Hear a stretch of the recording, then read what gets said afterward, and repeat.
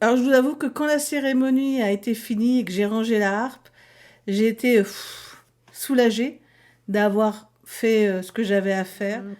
Et du coup, il y avait des gens qui sont venus me dire merci. Puis après, on a été dans ce fameux moment café, crêpe. La difficulté, je pense, quand on vit un moment très intense, c'est d'arriver ensuite à revenir dans le temps présent. Moi, j'avais mis en place, quand je faisais des fêtes médiévales et des concerts, une routine que j'ai repris à ce moment-là. Alors, ce que je vais vous partager là, c'est ma routine. Ça peut vous paraître perché. C'est comme ça que je faisais, mais il y a quand même une raison très pratique sur un des points que je vais vous parler et vous allez comprendre pourquoi. La première chose que j'ai fait, c'est que bien évidemment, quand j'ai fini, j'ai rangé ma harpe. Un des moyens que j'utilise pour sortir de ces moments-là, c'est le soir. C'est de me doucher. Alors évidemment, il y a la douche, euh, comment on appelle ça, d'hygiène, mais ça va plus loin. Moi, c'est vraiment de me doucher spirituellement, c'est-à-dire pendant que je me douche, c'est d'imaginer que les choses partent, les ondes partent et les ondes négatives, que j'essaie de garder les meilleurs moments et de me dire que voilà, je me lave de la journée et que de mettre des affaires propres pour que le lendemain, ben, je repars sur quelque chose. Et ça, c'est quelque chose que j'ai développé en fait médiévale pour une raison très simple. Je vous laisse deviner. Qu'est-ce que c'est que cette raison? Tout à fait. T'as compris.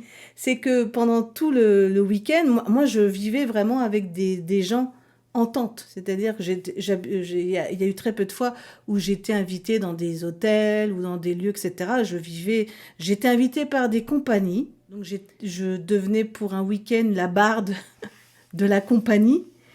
Et du coup, je vivais avec eux, je mangeais avec eux, je dormais dans une des tentes qui était, voilà, que à force j'avais des copains et des copines qui m'invitaient dans leur tente, etc. C'était des tentes d'ailleurs qui étaient en règle générale réservées que, comment dire, qui étaient protégées de la foule, qui n'étaient pas accessibles, puisque dans les camps, normalement, l'idée c'est de pouvoir se balader, de rencontrer les gens qui font leurs ateliers, etc. Et vous pouvez, entre guillemets, il y a des tentes qui sont ouvertes pour que les gens, par curiosité, rentrent. Et on essaie de faire en sorte de faire le plus histo possible, même si on a des matelas pneumatiques en dessous. Enfin bref, mais il y a des tentes qui étaient vraiment barrées, quoi. C'est-à-dire, là, les gens n'avaient pas le droit d'y aller. Évidemment, bah, on mangeait au feu de bois, hein, parce que c'était le but du jeu, la pauvre Lucette, c'était de manger comme on mangeait plus ou moins au Moyen-Âge, puisqu'il y a des gens qui étaient spécialisés pour refaire à peu près ce qu'on pouvait manger au Moyen-Âge, adapté à aujourd'hui, bien évidemment. Et donc, je passais le plus clair de mon temps à côté du feu de bois. Et donc, à la fin du week-end, j'avais les cheveux qui sentaient la fumée, la fumette. Et donc, du coup, j'avais pris l'habitude, c'est normal, de me laver les cheveux et de me laver. Et au fur et à mesure où je faisais ça, je me suis rendu compte que ça m'aidait à passer une autre transition, c'est-à-dire de passer du moment artistique au moment de la vie quotidienne. C'est-à-dire que quand je rentrais chez moi, la plupart du temps, je rentrais soit le dimanche soir si c'était pas trop loin ou le lundi matin, donc mon mari n'était pas là. Donc il fallait que je me remette dans ce monde-là. Ça peut vous paraître bizarre, mais de se remettre dans le monde quotidien et donc d'enlever entre guillemets toute trace qu'aurait pu penser que les gens se disaient qu'est-ce qu'elle a fait ce week-end-là. Et du coup, ce moment-là m'aide à passer d'un moment à un autre. Et là, c'est ce que j'ai fait pour repartir dans une vie plus quotidienne, quoi. C'est que les moments où j'ai joué, il y a eu de la lumière qui est rentrée dans l'église. Donc ça, c'était super chouette. Évidemment, la lumière, elle est tombée sur le cercueil, avec la harpe derrière. Enfin, c'était très ésotérique, quoi, hein.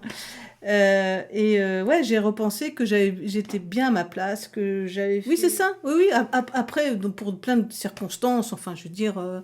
vous savez, le fameux bain du vendredi soir, parce que vous avez passé une mauvaise semaine, ou de la douche en disant, allez hop, maintenant c'est le week-end. C'est un peu ça, hein, quelque part, hein. Mais ouais, c'est des moments qui sont un peu à part et qui sont... Ce que j'aime bien dans cette position-là, c'est que vous êtes au service de la musique et d'un moment présent et moins artistique, quoi. Moi, je me sens bien à l'aise là-dessus. Bon, après, c'est chacun qui voit, quoi. Oh, bah, après, je suis... En fait, ça, ce que tu es en train de... Enfin, ce que toi, tu ressens, c'est que ça m'a permis de voir que j'étais pas encore trop vieille pour jouer en public.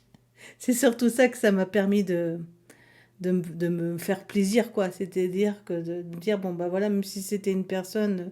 ce qui ne veut pas dire que j'envisage de rejouer constamment au public, etc., parce que c'est un autre domaine, mais je trouvais que là, j'étais bien à ma place.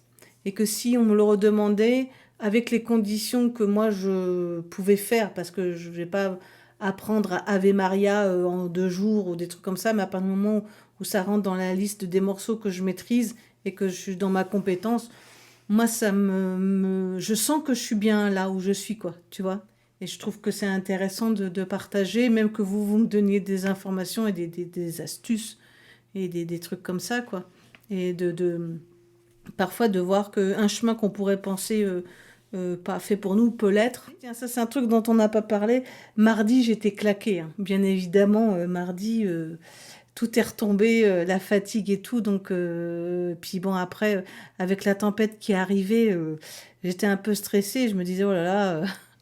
Mais il y a aussi ça qu'il faut parler, le fait qu'on a aussi le contre-coup, même si on fait en sorte de passer à autre chose, ça fatigue beaucoup aussi, hein, ce genre de choses, même si on n'est pas en direct dans l'action, qu'on se greffe sur l'action, mais ça, c'est là où je me suis rendu compte que je pourrais pas faire ça forcément toutes les semaines parce que ça demande une énergie. Puis il y avait aussi le fait que j'avais fait le stage le dimanche.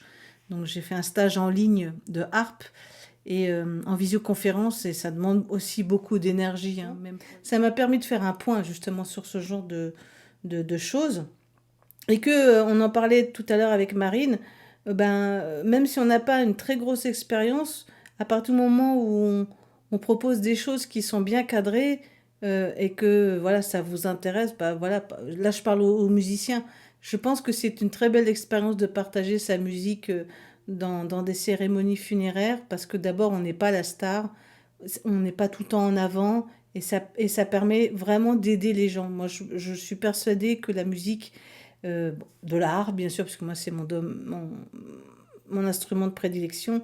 Euh, à plusieurs reprises, j'ai compris que l'art pouvait aider les gens à passer un moment, à passer un cap, et que c'est vrai que pour en revenir au tout début de ce que je vous disais, ça permis de réaliser que aujourd'hui, je reprends la conscience qu'il y a, qu'il y a des moments qui sont des rites de passage qui sont importants.